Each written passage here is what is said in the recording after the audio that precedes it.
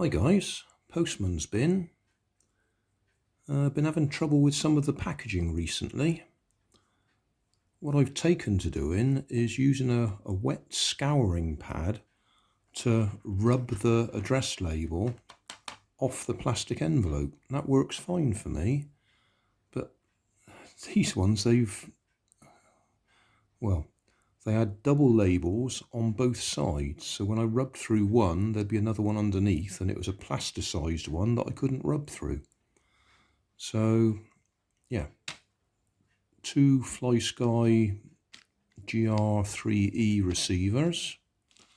I like FlySky, although I have been using ORSEC, I think that's the name on them lately, because they're cheaper. But they're not compatible with each other, so when I want to use my FlySky transmitter, then I need a FlySky receiver. This one we'll leave till the end.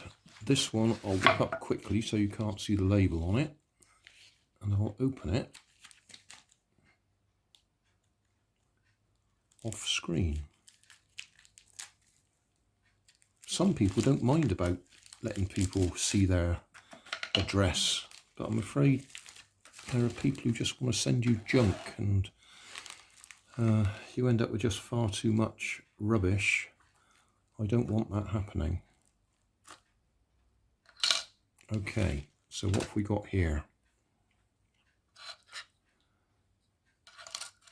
TP4056 or 5046, I can never remember the way the numbers go. The little charger units for lipos or lithium ion batteries, USB in, and what was it, 4.2 volts out to charge the battery, and then you've got the R3 resistor just there is the one that you change if you want to change the current, maximum current. Can we see that? If I do that very slowly, camera might keep up and focus. Might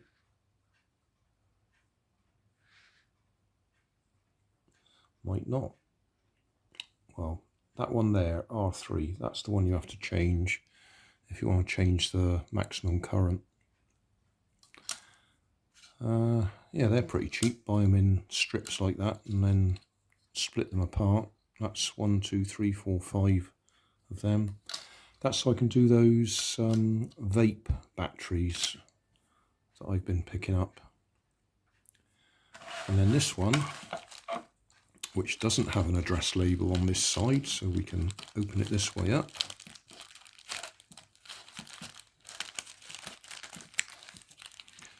If you don't believe me about this thing about address labels, have a look at some of the channels, some of the bigger channels, and they say that they just physically cannot take any more donations, because there's just so much stuff comes through the post. When you've got a big following, you just physically can't take it all.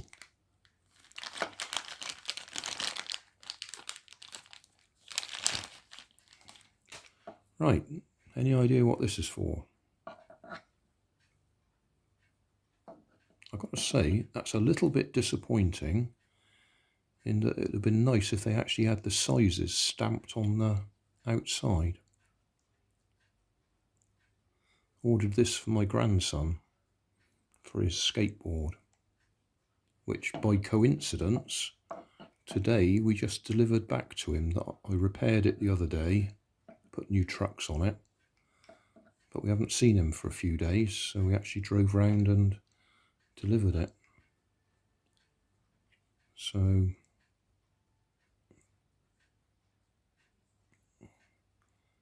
crosshead screwdriver, not quite sure what that one's for. Don't know what size that is, don't know what size that is, don't know what size that is. I could just go and get my micrometer and have a look. Right, this one here, 14mm, is the one for well, for the trucks, for the biggest nut on there. Let's just let's measure that. It should come up at 14. Yeah, 14. So I'm hoping that's what that one is. Yeah, so that's the right size. I was worried because there was no dimensions given on the listing. So I had no way of knowing whether that would be the right size. It just says, you know, suits all skateboards. So that's 13. That's 14. Well, that says 9 points. Yeah, 10. Yeah, 10, 13, 14. Crosshead screwdriver. And I suppose that's probably supposed to be 6 millimeter. Right, so that's today's post bag and today's moan about packaging. Just for reference, that spanner cost me, I think it was £6 something in a proper tool shop. That set of spanners, it was the 14 I was looking for, £2.50 for the set in Poundland.